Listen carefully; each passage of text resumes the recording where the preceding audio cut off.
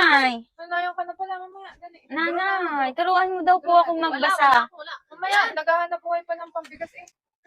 Nanay! Wala, ikaw na panalo.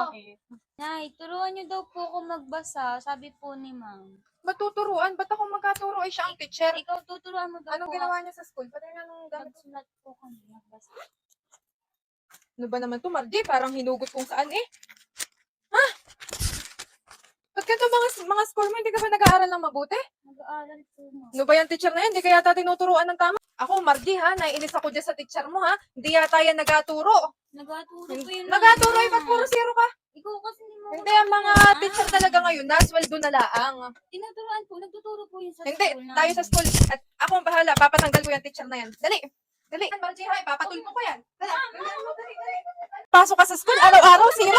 Hindi ka tinuturuan ng tama. Mga ganyang style ng teacher Margie, ay dapat ka na yung sinusolusyonan. Halika dito. Ay ma'am, ano bang nagagawa mo araw-araw? At bakit ang score ng aking anak ay puro zero? Ano bang gusto ko maintindihan?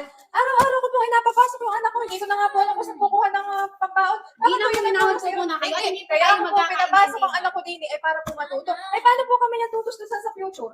Ayan ay panganay kong anak ay tatlo pa ang Kuminawag kapatid mo na na kayo, kapag-aral kasi ipapaliwanag hindi ko maalam po magbasa. Hindi maalam Kung magbasa. bakit ganyan si Hindi po, Margie. hindi pa lang maintindihan. Ginang, sana po ay maintindihan niyo po ang sitwasyon natin na siya po ay naka-enroll sa multigrade. Kung saan po, tayo po, ito pong school natin ay kulang sa mga facilities. Kaya Kaya po, maalam magbasa yung ano ko. Inang bunga na siya dito. hinahon po muna kayo. Hindi, paano ko hinahon? Yung mga ganyan teacher, dapat yan Hindi tinatanong. po, ito po multigrade. Ito po multigrade class ay.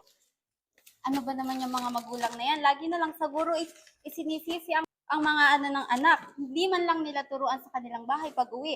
Hindi ba nila naiintindihan na ang multigrade class ay kulang sa mga facilities, ang hindi nabibigay ang ang mga pangailangan ng anak. Hindi ba nila naiintindihan?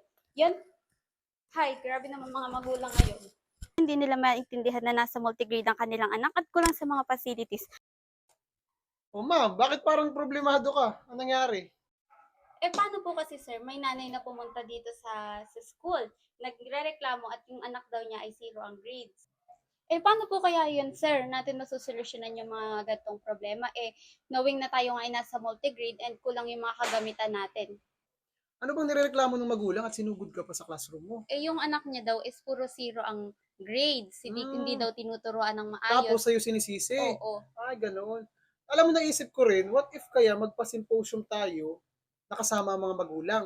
Nang sa ganon is maintindihan nila at malaman nila na yun nga, may kakulangan sa ating school kasi nasa MG tayo, di ba?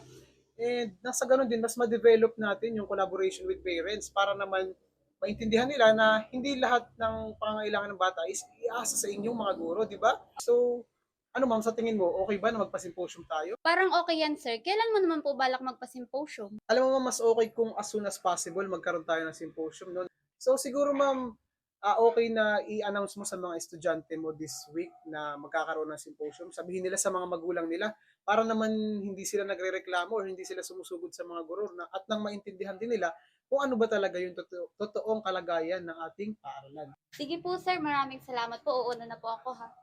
Sige ma'am, ingat ka po. Welcome po, pasok po. So, good morning parents. Ako po si Sir Joe. At nandito po kayong lahat ngayon. Inimbitahan namin kayo para isagawa natin ang symposium na all about collaboration with parents. Nang sa ganun po is malinawan po ang lahat. Ano po? Tungkol sa sitwasyon ng ating paaralan.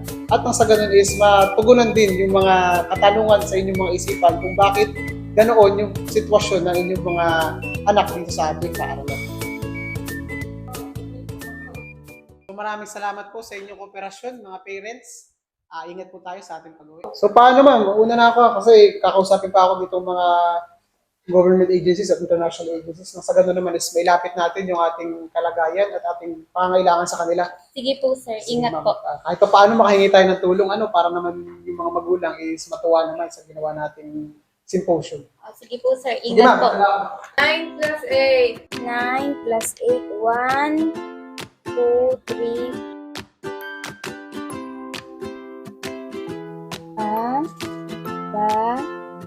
Ba.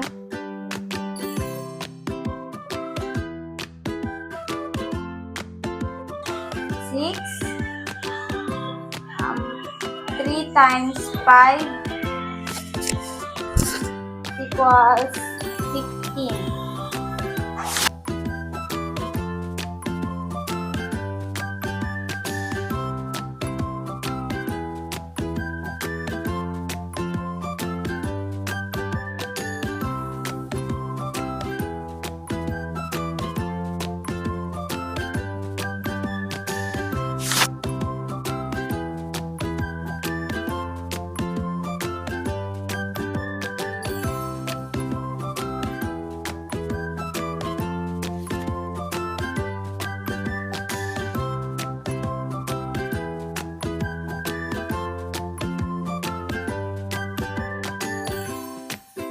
Teacher education can be strengthened by forming true partnerships among the various contributors to teacher education, other professions, the student, and the practice field. However, true partnerships can only develop under certain conditions such as developing a shared vision, commitment, and mutual respect for each other's expertise.